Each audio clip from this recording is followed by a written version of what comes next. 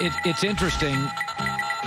Luka complains a lot. He's a perfect NBA star. He wants every call, and I love that about him.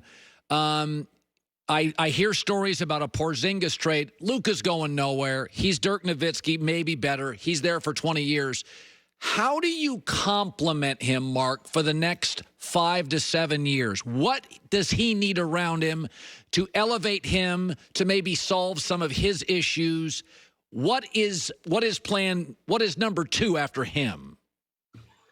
Well, obviously you want shooters, and that's universal across the NBA. Everyone is trying to get more shooters, but you also want defensive players who complement him well. This guy's going to run your team, and you're going to have an elite offense just having him, because he's a walking, I mean, he's almost 30, 10, and 10 for the second straight year. He's making a run at that. And then if you double him, he's always going to make the right pass. So yes, there are turnovers.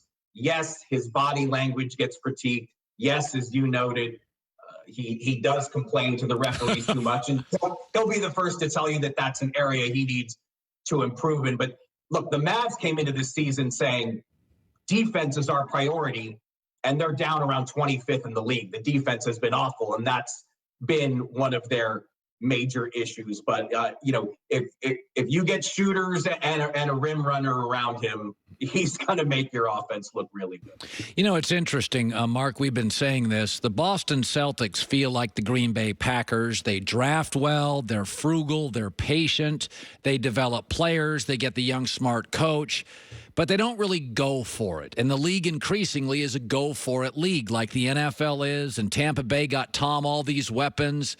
And you start looking at, Brooklyn. They just said, we're going to go for it. We'll figure out defense later. It's an offensive league. I'm going to be talking to Mark Cuban tomorrow.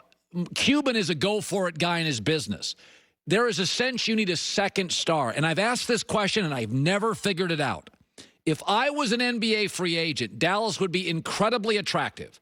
It's in the middle of the country, no 5-hour flights, no state tax. Cuban is very pro player. They've won a championship before, but yet they've lost a lot of these free agent battles, Marc, and I don't know why. Can they land a number 2 star? Mark Cuban's been asking himself this question for about 15 years because they haven't been able to figure it out either.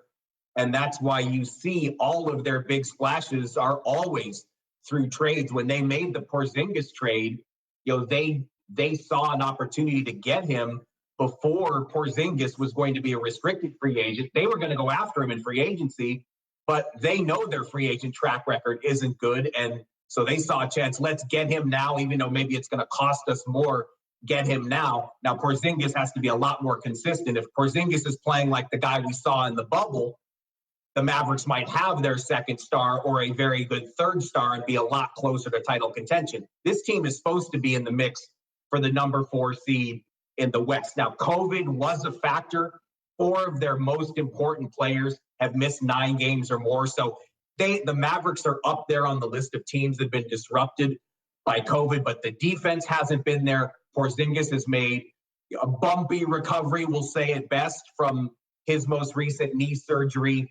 And yeah, they're still looking to upgrade. They know that they need to get more around Luka Doncic because, again, they had Dirk Nowitzki for 21 years, which still doesn't sound true even when you say it out loud. 21 years in a row with the same franchise. And then they find a way to trade for Luka Doncic and get his draft rights. They know how fortunate they are, and they can't mess this up. I've said before, the NBA people who cover the league too often seek the best story instead of the real most valuable player. I would contend that LeBron has mostly been the MVP, most valuable player in the league for a decade and a half. I do feel sometimes, Phil Jackson won Coach of the Year once. He was a victim of his own success. Do you think this year we've given it to Harden and we've given it to Westbrook and do you think this year there's a little bit of a move back to, okay, let's get serious. LeBron won the title, that LeBron is a front runner for the MVP this year? He's definitely a front runner because he wants it that badly. But look, I do not vote on awards. The Times does not permit us to vote on awards. So I haven't been a voter since I got to the Times in October 2017. But I voted on these for a long time. And just to try to give you I think what the general voters' perspective is, I can't speak for everyone because everyone does it a little bit differently, but MVP, you're trying to reward the best season. If this is just the best player in the league award, we can give it to LeBron as part of the Christmas Day schedule, and then we don't have to talk about it all year. That's not what MVP is. Where this MVP is not who's the first player you would pick in an open draft. Obviously, LeBron would probably still be that guy. He's still that good at 36. But has he had the best season? He hasn't won the MVP award since 2013. But has he had the best regular season in that time? Last year, he was really angry that we didn't vote for him. And so he's clearly made it an emphasis this year. I'm going to play. You guys are not going to be able to say that I post. We had the shortest offseason in history, but I'm here. I'm going to play every night. I'm going to take on this load because he wants to win it again. You know, when Zion entered the league, not that there was resentment, but, guys like me fell in love with him, and there was a lot of pushback on his body and his weight, and he can't shoot, and he's got no mid-range game. And I look up today, and he looks like a top 15 player. He's the best. I mean, he's automatic points down low. He initiates contact. He hits his free throws. When you talk around the league, how is Zion viewed anonymously? If nobody's going to get quoted, what do they say about Zion, who just made the All-Star team? Offensive marvel.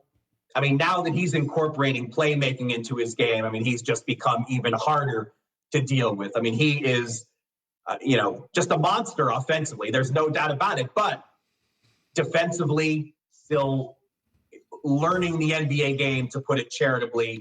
And the rebounds, they're not there for a player of his size and power. You want to see him rebound the ball more and, again, worthy all-star. Now, if you say top 15 player, I think I can go with you on that one. Is he in the top 10 yet? Not yet. I mean, he's going to be there. He's still incredibly young, and this is still the infancy of his career. But the Pelicans are 28th in the league in defensive rating. And I never thought they were going to be that poor after getting someone as meticulous as a coach like Stan Van Gundy. So I'm not putting this all on Zion by any means. But if you want to know what scouts kind of whisper about and talk about, I mean, there are questions about his, how plugged in is he on defense? Right. And, how quickly is he going to embrace that side of the floor? And he's got a rebound too. 90 seconds left. Can you win the NBA championship and be as bad defensively as Brooklyn? Look, I was dead set against that trade, but look, they are making all of us skeptics very nervous very quickly. And if the Lakers are full strength, if Anthony Davis recovers from his issues, I still say the Lakers are the favorite. But the Nets can get out of the East, the current East, with all the issues other teams in the East are having. The Nets can win the East as is. Yeah. No, I think you're right on that. I think, Mark, you watch the NFL and you watch baseball and the Dodgers and Mookie Betts. The teams that are aggressive and go for it and spend a little more money than they're comfortable with, the stuff pays off. And I think the NBA rewards offensive players more so than ever. And I was wrong. I thought it was just going to be one ball, 3 stars. It wouldn't work, and they swept through the West very easily. Marc Stein, New York Times, happy for your success, and we'll talk soon again. Mark, thanks for coming on. Sounds good. Great to see you. All right. Also,